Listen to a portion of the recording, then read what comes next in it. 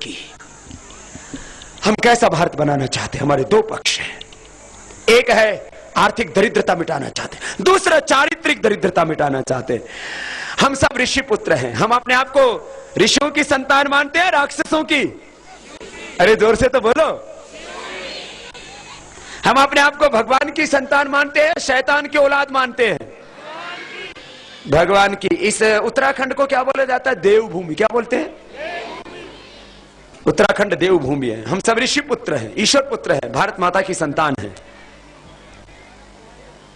तो भारत माता की संतान को, ऋषि पुत्रों को, ईश्वर पुत्रों को सांझ होते होते जब हम शीशी पुत्र देखते हैं, हम पूजा किसकी करते हैं? राम की करते हैं, रावण की? कृष्ण की करते हैं, कंस की? हनुमान जी की पूजा करते हो ना? राम जी की, कृष्ण जी की और देवी देवताओं की? एक भी देवी देवता का नाम बताओ जो मुर्गा खाता था?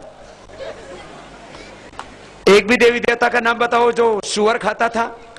एक भी देवी देवता का नाम बताओ जो दारू पीता था? आप बोलोगे जी बहरू पीता था।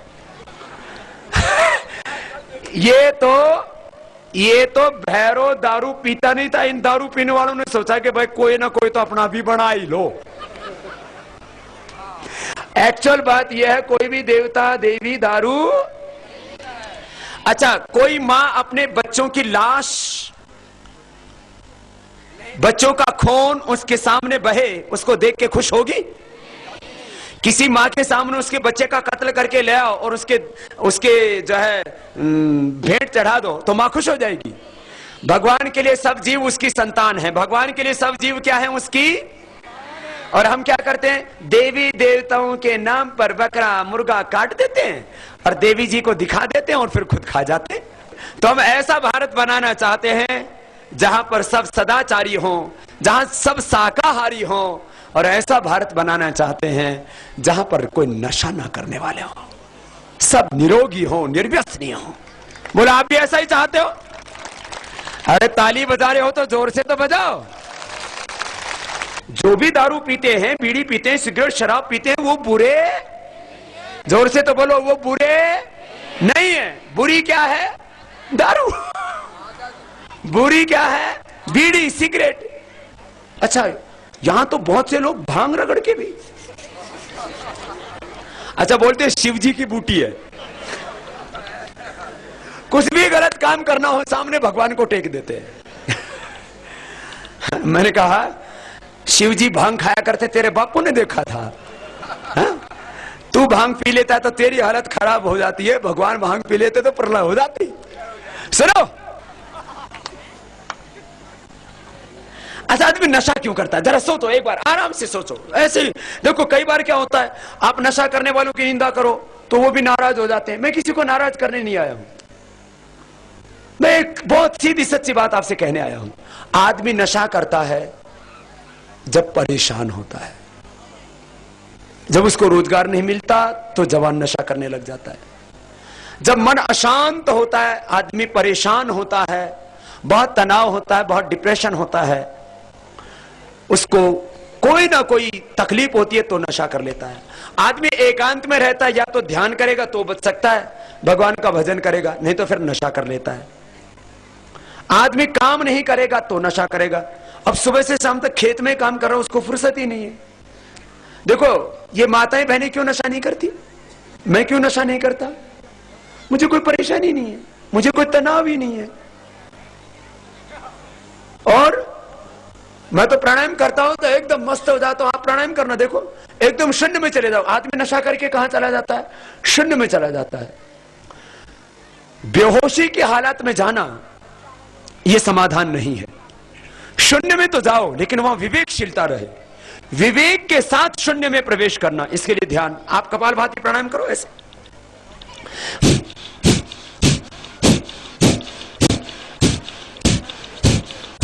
क्या नाम है इसका? बोलो। कपालभाति ऐसे 5-10 मिनट कर लोगे ना, एकदम नशा सा हो जाता है। करके देखना आप, एकदम मस्ती सी आ जाती है। सच्ची बात कह रहे हो। इससे बढ़ जाता है एंडोर्फिन। क्या बढ़ जाता है? और एंडोर्फिन की जो केमिकल वैल्यू मॉर्फिन जैसी है। आप प्राणायाम करेंगे तो आपको नशा करने की इच्छा ही नहीं होगी। और भाई बीड़ी सिगरेट शराब पीने से तुम्हारा तनाव कम होने वाला, बीड़ी सिगरेट शराब पीने से कोई नौकरी मिलने वाली, बीड़ी शराब पीने से किसी को बीवी मिलने वाली, हाँ किसी की शादी नहीं हो रही, वही दारू पी के पड़ा है, मेरी शादी नहीं हुई। मैंने कहा दारू शादी करा देगी, बावड़े तेरी, शादी नहीं हो रही तो दारू पीने से किसी की शादी नहीं बर्बादी तो हो सकती है। तो आज एक संकल्प लेकर के जाओ कि सुबह सुबह योगाभ्यास करेंगे। योगाभ्यास करने से गुड हार्मोन्स का सिक्रेशन बढ़ जाता है। सुबह उठकर थोड़ा व्यायाम करो, दंड बैठक कसरत व्यायाम बताते ना हम रोज, करवाते भी है। सुबह सुबह व्यायाम करो, सबके शरीर बलवान होने चाहिए।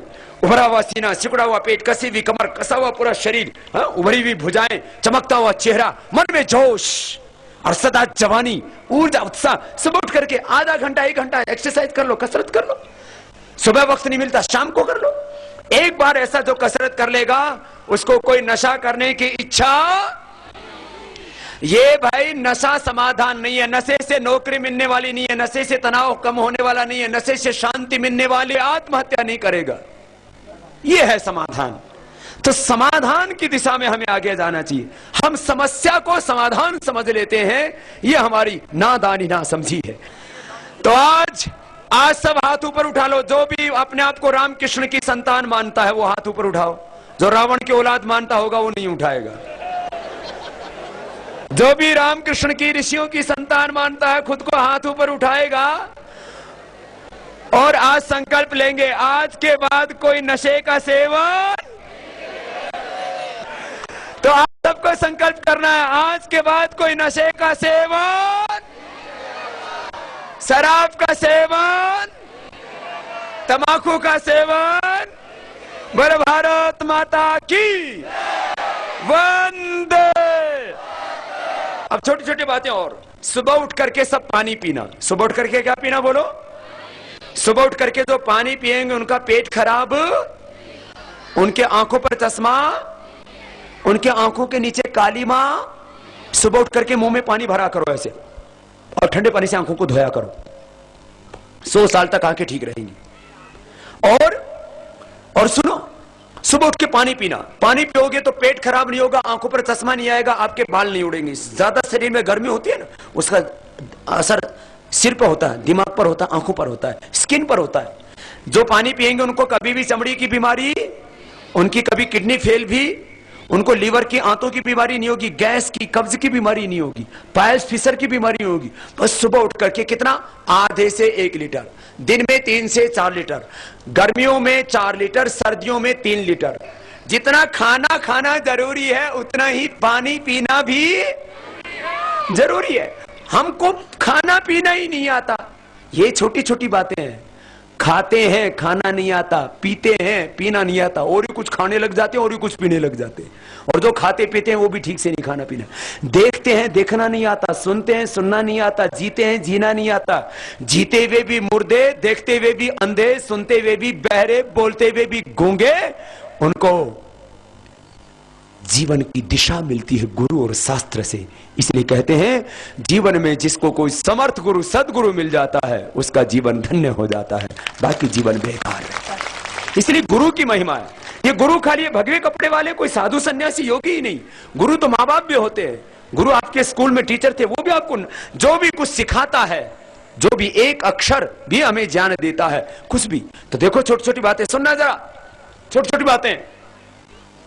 सुबह उठ करके पानी पीना,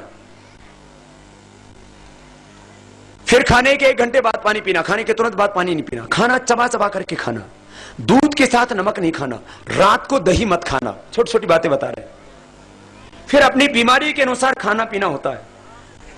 जैसे आपको अर्थराइटिस की बीमारी है तो खट्टी चीजें, बहुत ज्यादा ठंडी चीजें नहीं खानी होती। आपको एसिडिटी है तो तली हुई चीजें नहीं खानी होती। आपको कफ है तो चिकनी चीजें नहीं खानी होती, पानी गर्म पीना होता है। तो ऐसे अलग अलग चीजों के अंदर थोड़ा पथ्य का भी ध्यान रखना पड़ता है, ये ध्यान रखना। और सुबह उठ करके खड़े होकर पानी नहीं पीना, बैठ के पानी पीना। खड़े होकर पानी नहीं पीना, कैसे पीना? खड़े होकर के पानी पिएंगे तो कुछ दिनों में आपको जोड़ों में दर्द हो जाएगा। और पानी भी जल्दी जल्दी नहीं पीना, कोई भी लिक्विड चीज धीरे धीरे पीनी चाहिए। छोटी सी बात है लेकिन बड़ी बड़ी बात है। ऐसे कुछ और छोटी छोटी बातें बताते हैं। चलो एक बहुत ऊंची बात बता देते हैं फिर। और हम सोचते हैं, विचार करते हैं और निर्णय करते हैं, ठीक है? सही बात कह रहा हूं ना? और आंखों से क्या करते हैं?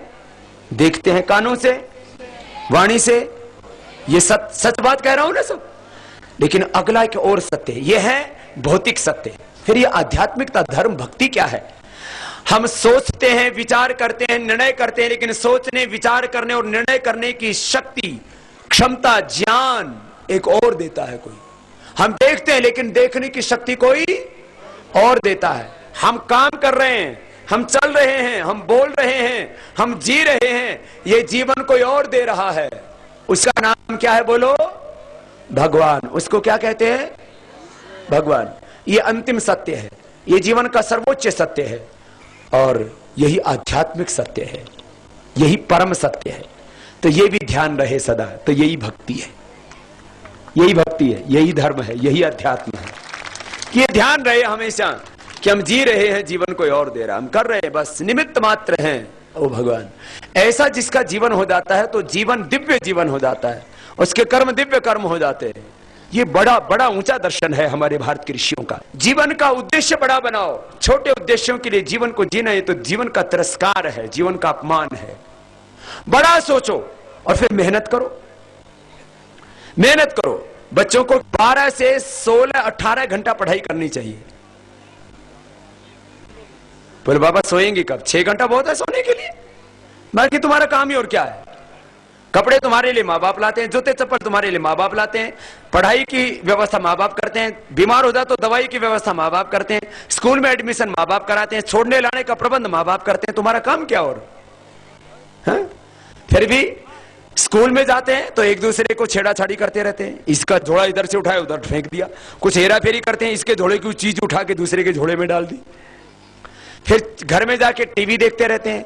और वहां पर भी आजकल क्या एक नया फैशन चल गया बच्चों के अंदर, कंप्यूटर गेम्स का और एक दो कार्टून देखने का। जो कार्टून देखेंगे खुद कार्टून ही बनेंगे फिर वो। देखो ये देखते हैं ना बच्चे कार्टून, तो मैं यदि कार्टून देखता ना तो खुद कार्टून ही रहता। फिर मेरे से बोले बाबा आपने कोई पिक्चर देखी? मैंने कहा मैं कभी पिक्चर नहीं देखूंगा, मैंने जिंदगी में कभी पिक्चर नहीं देखी। मैंने कहा मैं कुछ ऐसा करके दिखाऊंगा, कुछ ऐसा बन करके दिखाऊंगा जिसे जमाना मुझे देखे। आप हौसला रखिए। मेरे माँ बाप के पास बहुत धन नहीं था, सामान्य किसान थे, हमने तो खेती की है, गाय भैंस का गोबर उठाया है, सारे जो आम आदमी हिंदुस्तान का काम करता है वो सब मैंने किया। मैं इसलिए इस बात को कह रहा हूं। ये बच्चे सोचते हैं हम कैसे बड़े बनेंगे, हमारे तो माँ बाप बहुत धनी नहीं है, हमारे माँ बाप तो कोई IAS IPS ऑफिसर नहीं है, हमारे माँ बाप के पास तो बहुत जमीन जायदाद नहीं है, हमारे माँ बाप के पास तो बहुत बैंक बैलेंस नहीं है। अरे माँ बाप के बैंक बैलेंस से तुम आगे बढ़ते हो, इसका श्रेय तुम्हें लेने का कोई अधिकार नहीं है। माँ बाप की दौलत पर, माँ बाप की जमीन पर, माँ बाप के पैसे पर, माँ बाप की प्रतिष्ठा पर तुम गर्व करो, ये तुम्हें शोभा नहीं देता है। कुछ ऐसा करके दिखाओ जो तुमने किया नहीं, उसका श्रेय लेने का तुम्हें अधिकार भी नहीं है। कुछ ऐसा करके दिखाओ कि तुम्हारे कारण से तुम्हारे माता पिता का, तुम्हारे कुल वंश का, तुम्हारे गांव का, तुम्हारे प्रदेश का और देश का गौरव बढ़े। यह तुम्हारी शान है, यह तुम्हारा स्वाभिमान है। ऐसा कीजिए। मैंने ये बात बच्चों के लिए भी कही है और बड़ों के लिए भी कही है। हम लोग छोटा सोचेंगे तो कभी बड़े बन ही नहीं सकते। आदमी को ना हौसला रखना पड़ता है, बड़े रिस्क लेने पड़ते हैं। हिंदुस्तानियों में कमी है ये। जब हमारे देश के बारे में कोई दुनिया के लोग टिप्पणी करते हैं ना तो बोले हिंदुस्तानी बड़ा जोखिम लेने के लिए तैयार नहीं। हमने जिंदगी में हमेशा बड़े जोखिम लिए हैं। कोई गांव का किसान का बालक सोच सकता है कभी कि कोई विश्वविद्यालय बनाएगा, कोई योगपीठ बनाएगा, पूरी दुनिया में कोई योग सिखाएगा? मैं अपनी आत्म प्रशंसा नहीं कर रहा हूं, एक साधारण बात कह रहा हूं आपको कि आप हौसला रखिए, जिंदगी में आगे बढ़िए। मुझे वो सम्मान नहीं चाहिए जिससे मेरे देश के लोगों को कुछ न मिलता हो।